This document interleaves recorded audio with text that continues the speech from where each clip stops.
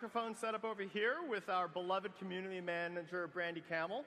Go ahead and come up to the mic. Hi. First, I want to say thank you. Your passion has been huge for Diablo, and we really do appreciate it, even if there's been some negativity. Oh, thank you. Thank you. Just thank you. I wanted to ask about the most important primeval, Mephisto. Mm-hmm. Can we expect to see him in any form? It's too early to say, which is I know is sort of a dodge, but it's too early to say. I think one of the things that's exciting is we are exploring how some of the primevals might be returning faster than they should. So I will leave it at that for the moment. Thank you.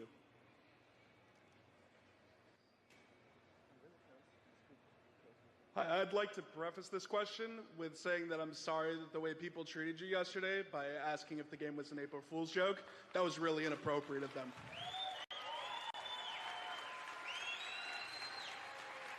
My question, however, is the possibility of socketing returning with the possibility of runic keywords, as in like in Diablo 2, where you could combine certain runes to create certain effects? Yeah, so I can't speak to runes and rune words specifically, but we are currently looking at itemization.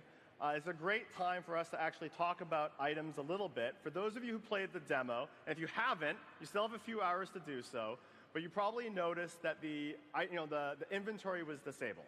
We're currently looking at what itemization should look like.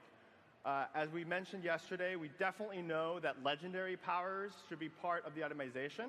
And I think there's another stage to itemization, which is once I have an item that I really like, how can I make that item even better? And to complement that, how can is there enough depth to the item system for me to make some good decisions about how to improve that item? So I think I can safely say that socketing will definitely be part of your items, but specifically how we have, do we have gems? Do we have runes? Do we have legendary gems? These are all things that we're evaluating. We're looking at Diablo 2, we're looking at Diablo 3, and we're trying to figure out if we want to do something like that or something entirely new. Okay. Thank you very much. You're welcome. How you doing? Hi. Great. Hey. So, this being a mobile game, will we expect to see a lot of microtransactions, or will it be single pay? Yeah, no, that's a good question. So it's always been the tradition at Blizzard that we work on gameplay first.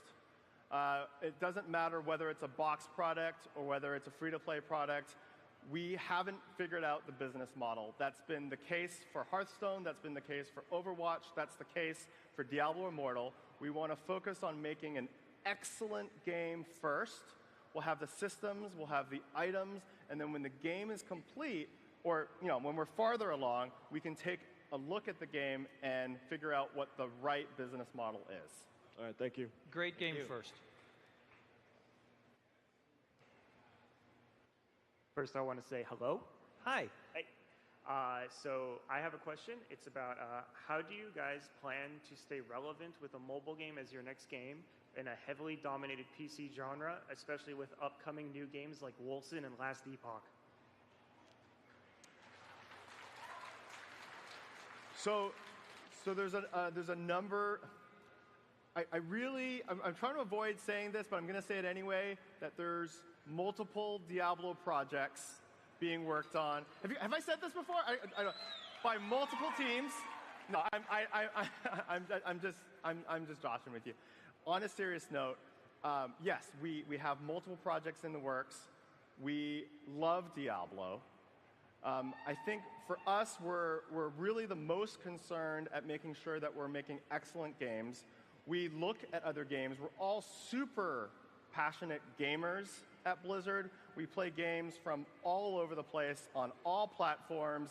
We play board games, we play card games, and we're always looking at it for ideas from all places, and that informs how we can bring good design and ideas to our games going forward.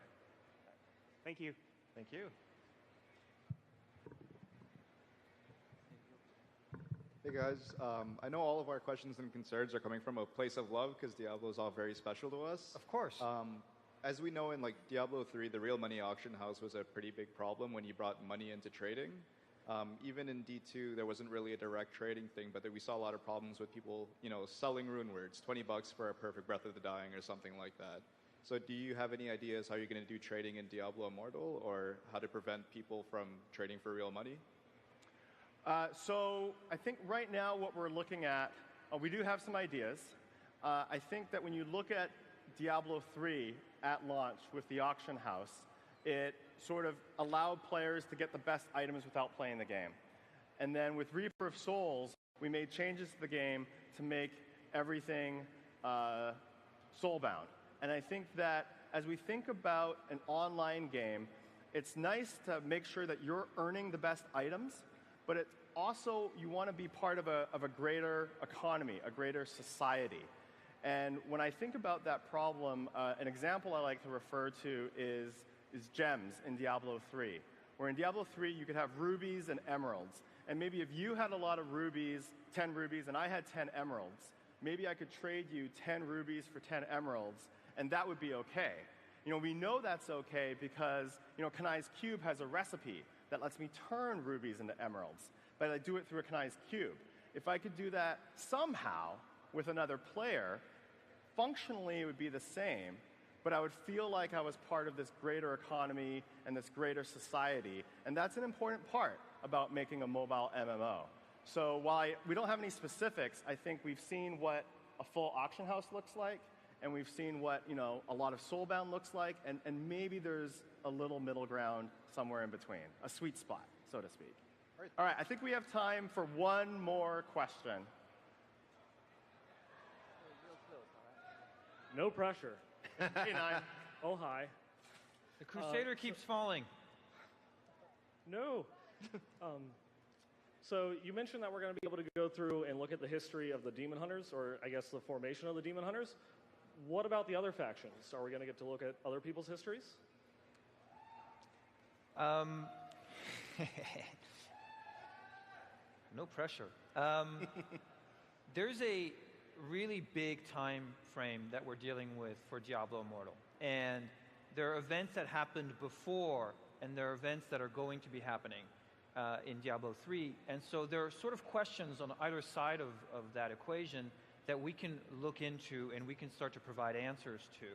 So, one that I like to mention is Malthael. Like, this is the period where Malthael decided that all of humanity had to die, which is a pretty momentous decision, and maybe we could, find out exactly why and how that happened. The formation of the Demon Order is another one. I think there are other groups and individuals, Sean, which have interesting histories in this time. So I can't promise where we're going to go and what we're going to do, but it is exciting to have so much to address and so much to give and to explore as a player. And I got to say, and I'm looking forward to you guys checking out these stories, to check out the new content that's being available, because as a lore master, I am a huge fan of Diablo's story. Yeah. So I'm working with these gentlemen to help making it come to life. I cannot wait for you guys to check this out. It's going to be awesome. Yeah. Well, thank you very much, everybody, for joining us for the Diablo Immortal World and Q&A panel.